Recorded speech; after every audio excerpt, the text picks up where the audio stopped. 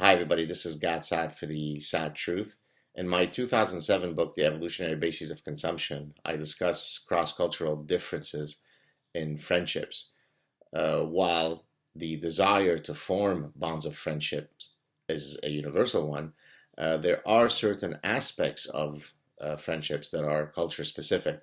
And so yesterday we organized a surprise party for my mother-in-law at a Lebanese banquet hall. And so the issue of Lebanon and certain Lebanese specific rituals is sort of top of my mind. And so I thought that I would share this story as relating to friendships in the Lebanese context.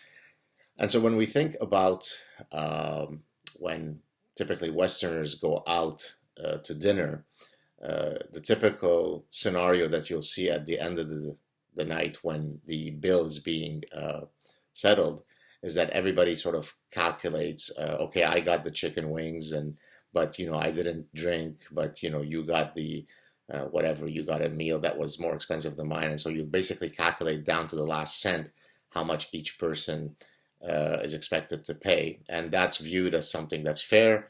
In French, we say les bons comptes font les bons amis, right? Good accounting makes for good friends. But that exact, if you like, specificity of the accounting system is viewed with much disdain in the context of Lebanese friendships, because if you're truly friends with someone, the last thing that you want to do is to be petty about a dollar here and a dollar there. If anything, it is an insult. If you've ever seen Lebanese people, and this is not only specific to Lebanese people, but of certain cultures more than others. But let's focus on the Lebanese since that's where I'm from. You typically go out to a restaurant, and at the end, when you receive the bill, there's this incredibly exaggerated dance where everybody, typically the men, will fight one another. I mean, literally, where they start feigning, they start holding each other's arms, they start engaging in sort of this exaggerated disgust ritual where they're offended that somebody else wants to pay. No, I want to pay. No, how dare you insult me? No, I don't accept. No, how, right? All this is to show that no, if you are a true friend, you're the one who should be hospitable and end up picking up the tab. Now, of course, the reality is that we are Darwinian beings. And so while we are very hospitable and we are very generous, we're also keeping track of whether, I am the one who always ends up getting to my wallet first. And if that's the case, then I know that there's somebody who's free riding, somebody who's being parasitic, and that wouldn't be good. And so while certainly the Lebanese will exhibit rituals of great generosity and of non-caring about, petty settling of bills, ultimately, if they did not keep an internal accounting of whether somebody is violating the rules of generosity, then of course that person would always be taken advantage of. And so I discussed these types of dynamics in the context of certain evolutionary principles. But then I wanted to sort of build on that today and talk about another term that I introduced in my 2007 book. This is an Arabic term, which also refers to a big violation within the context of friendships. So think about when you do something nice for a friend. Now, of course, one could argue that many of the altruistic things that we do is because ultimately we expect that when we are in need to have these reciprocated on us, they will be. And so I discussed the friendships in the context of the reciprocity module.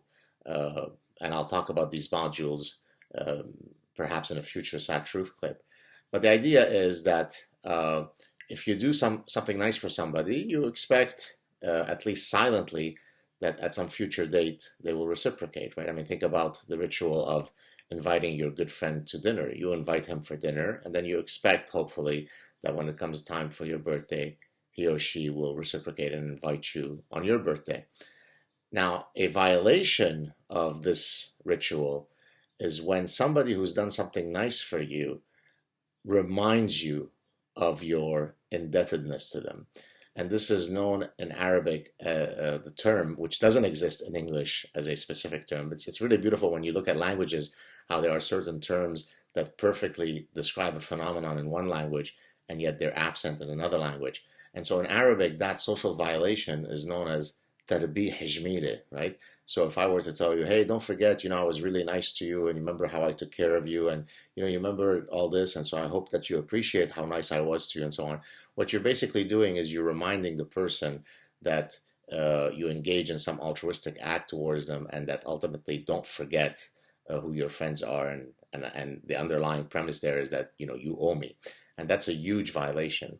And the reason why I'm thinking about this today is because yesterday when we were at dinner, I was sitting at the head of the table, and so I'm guessing all of the parasitic waiters thought that sort of I was the one who carried the wad of cash and who would be settling the bill.